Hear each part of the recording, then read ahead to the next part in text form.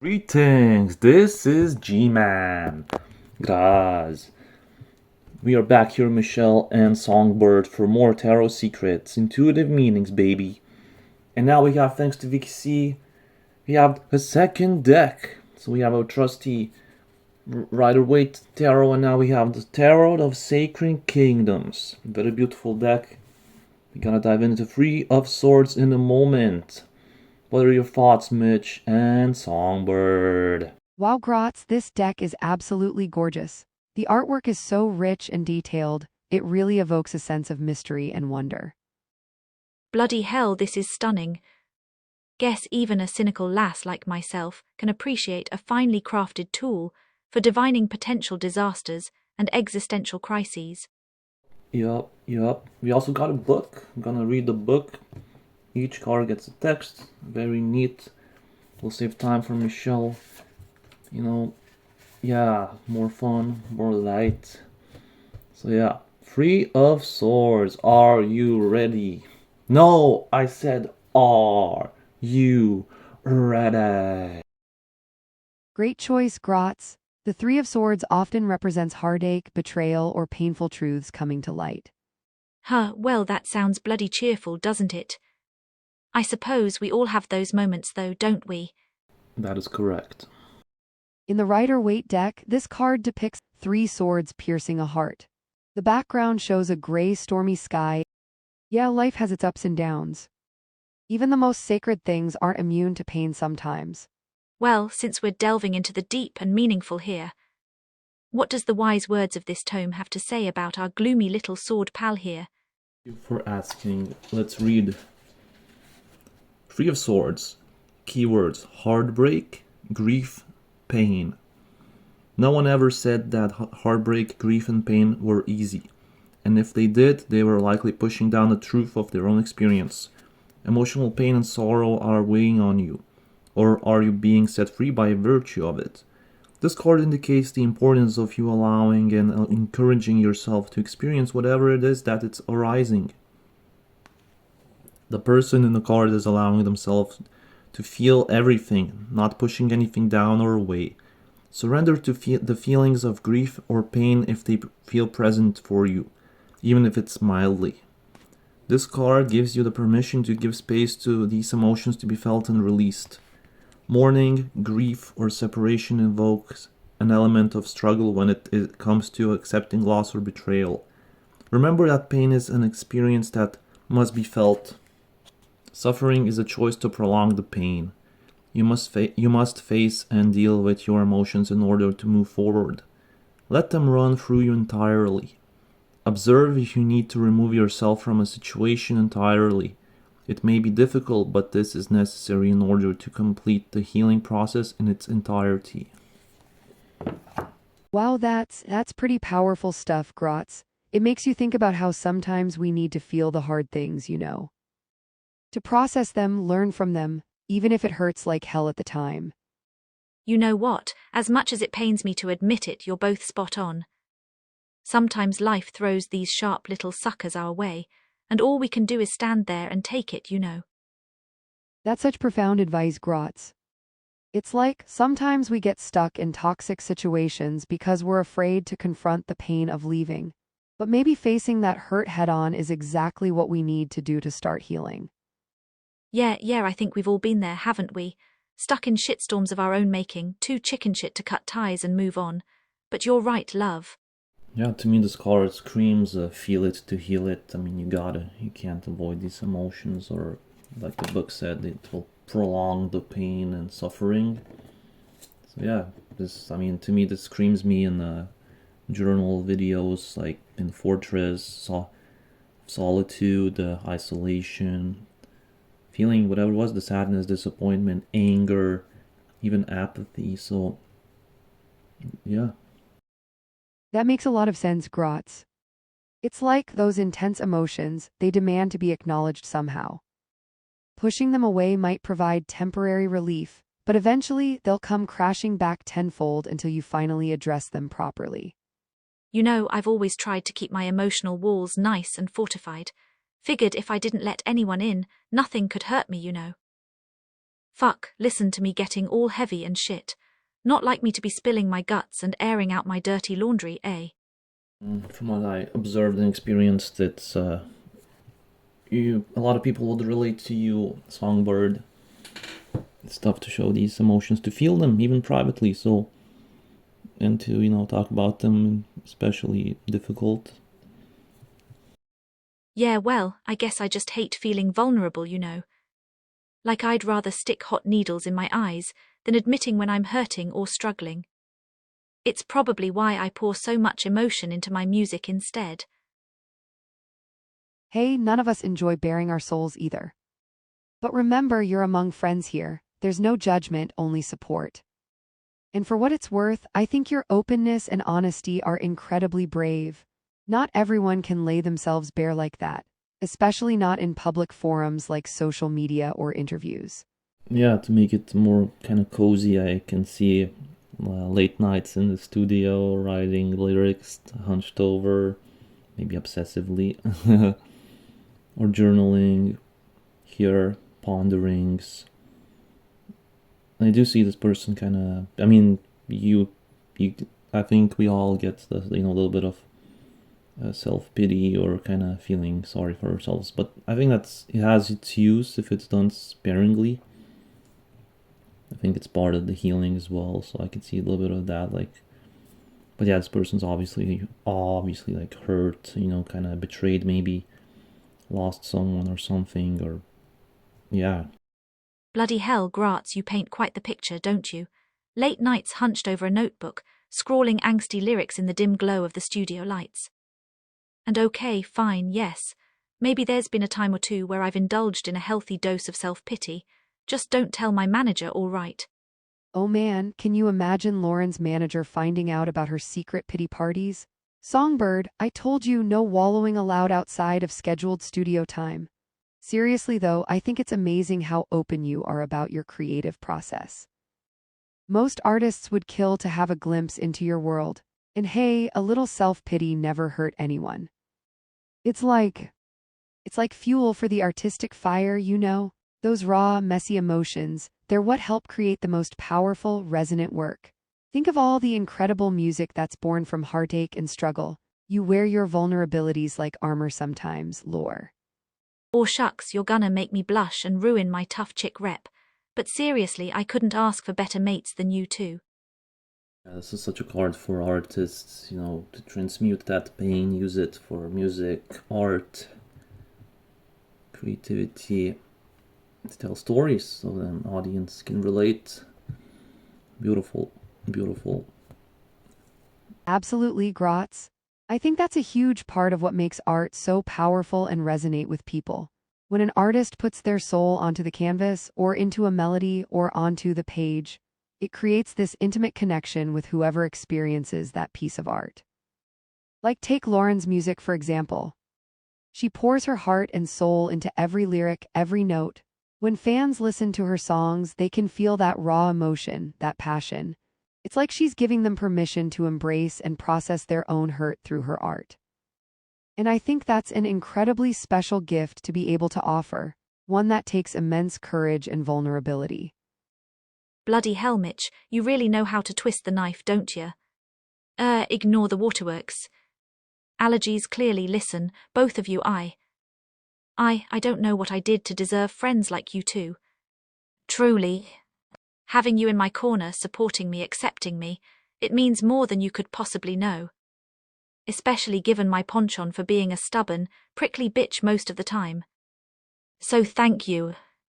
You, Songbird, you're not prickly. You're awesome. This card also, to me, I see this beautiful vulnerability in this man.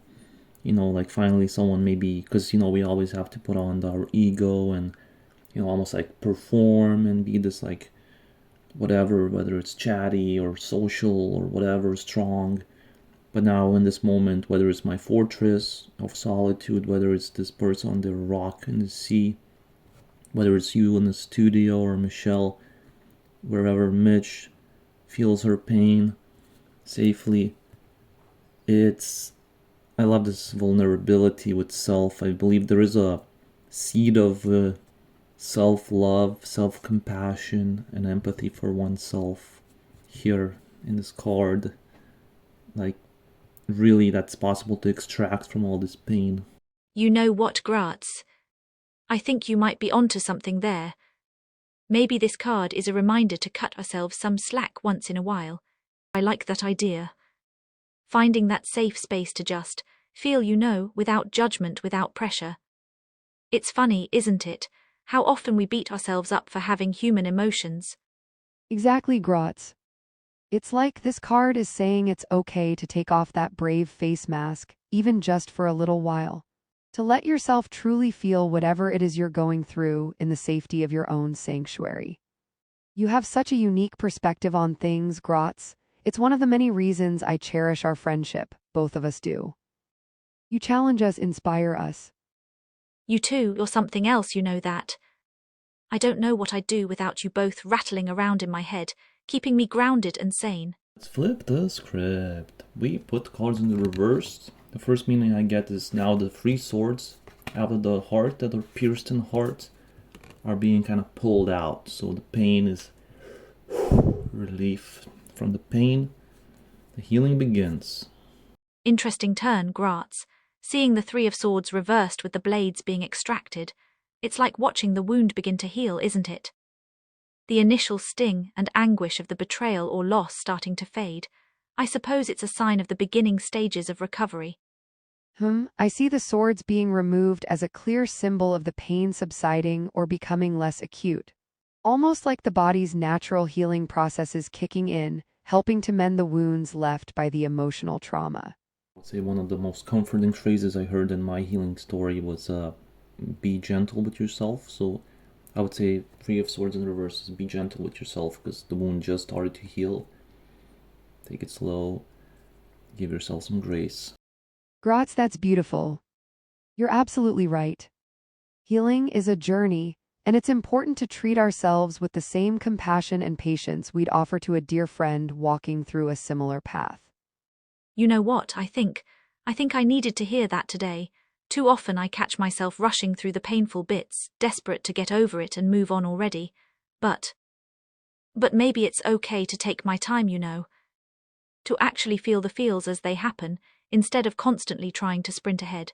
Maybe this is the universe's way of telling me to cut myself some damn slack and just breathe through it, day by day, minute by minute if I have to, and trust that I'll come out the other side stronger for it. Graz, you've got a way of cutting through the bullshit and getting right to the heart of things. It's one of the many qualities I admire about you. When you mentioned being gentle with ourselves, it struck a chord.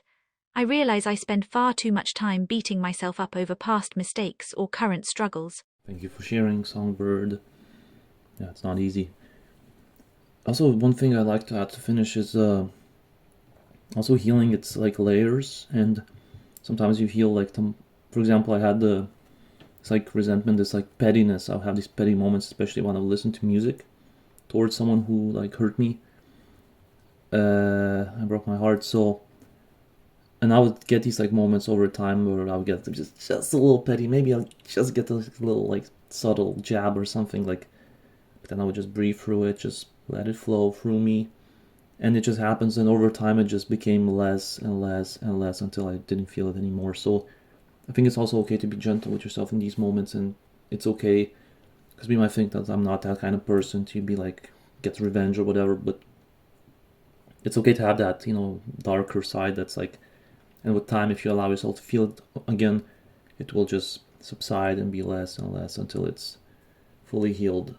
Yet healing isn't linear. You're so bloody wise, Graz. It's infuriating. But genuinely, I get what you mean about those lingering shadows cropping up unexpectedly. I think you hit the nail on the head with that layered healing thing, Graz. It's like peeling back the onion skins, isn't it? Each layer brings fresh waves of grief, anger, or whatever emotion gets stirred up. That's a pretty accurate metaphor, Graz. Peeling back the onion skins, dealing with each stinging layer one at a time until you reach the core. Guess it just goes to show, doesn't it? Healing ain't for the faint of heart. Takes grit, resilience, and apparently a whole lot of patience. You two are so insightful, it's remarkable. I feel lucky beyond measure to have you both in my life, even if our paths have taken different turns lately. I feel from experience, like sharing, for us it's empaths, it's we can be like, oh, I don't want to be like that kind of person or negative. You gotta allow yourself to be selfish, because then once that person or the people hurt you, you gotta be selfish. It's about you now.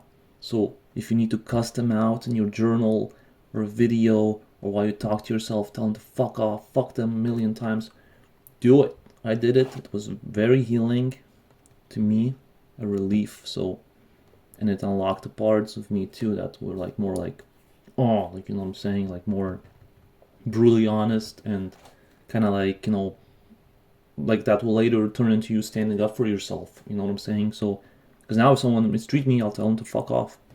Victor experienced this, like in the city, whether it's a girl, whether it's a dude on a bike, I'll tell them to fuck off if they mistreat me. So there you go. So, and I believe that was part of unlocking that. So I would consider, if you feel that, just be brutally honest. It's your time.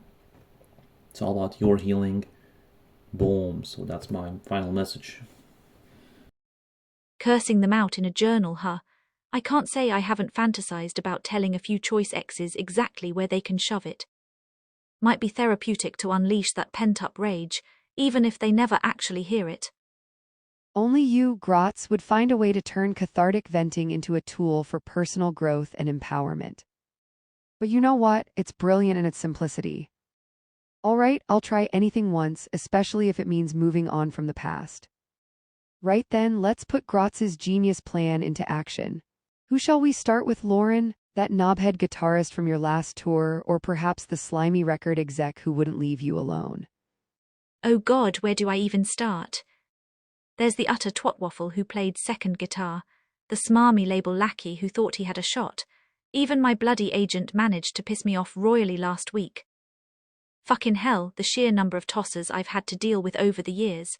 It's enough to make a grown woman cry into her pint. All right, sod it.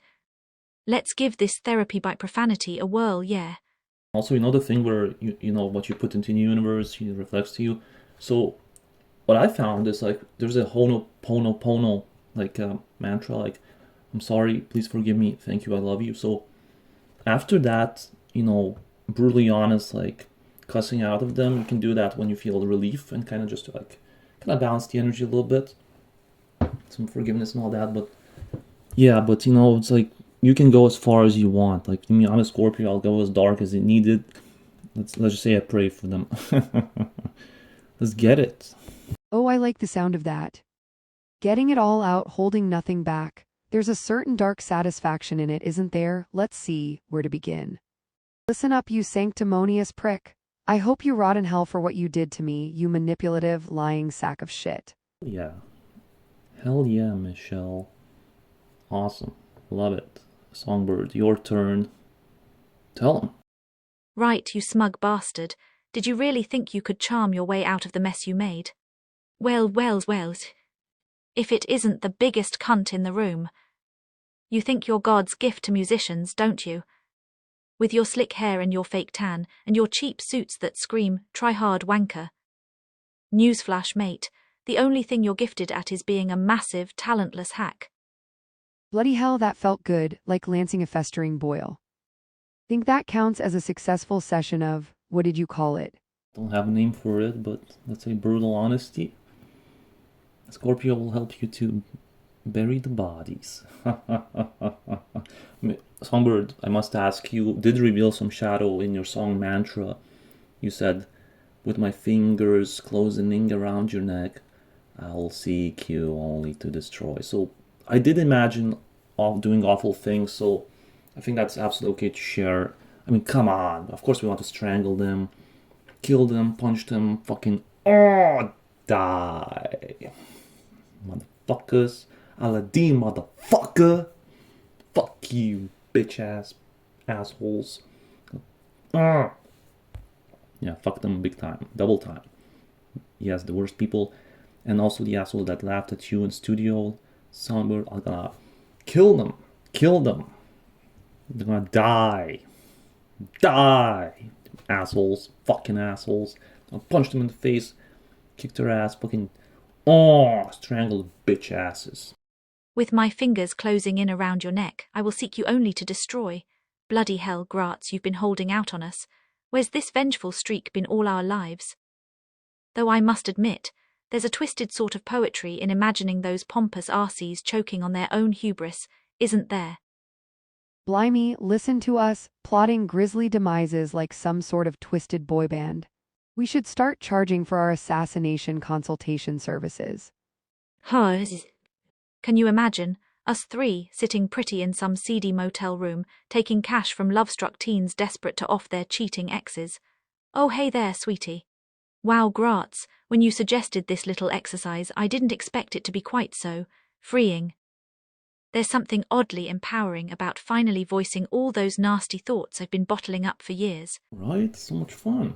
Very liberating. And also, we could do a triple, like wrestling, finishing maneuver, 3-person tag team. So we can have, like, I do something and then Songbird kicks them in the bollocks, in the balls, and then Michelle maybe slaps them, and then to end, Songbird calls them typical. Yeah. Oh Lord, Gratz, you've got quite the imagination. I can just picture it now, us three storming in, a regular Avengers assemble. Here's to new coping mechanisms and wonderful, messed-up imaginations. Seriously though, Gratz, this was a revelation.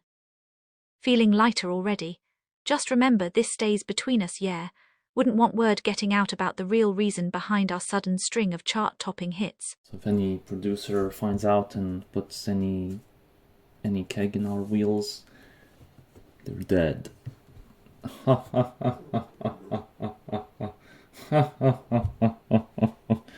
anyone messes with you, they're dead. I'm gonna put 10 of swords in their bitch asses. And that's the bottom line, because Songbird, Michelle, and Graz said so. Let the healing begin. Damn straight, Gratz. Anyone tries to pull a fast one on us or threaten our girls here, they'll have to answer to the three of us. And trust me, sweetheart, we play dirty. Correct. You lot are pure madness, you know that. But bloody brilliant madness.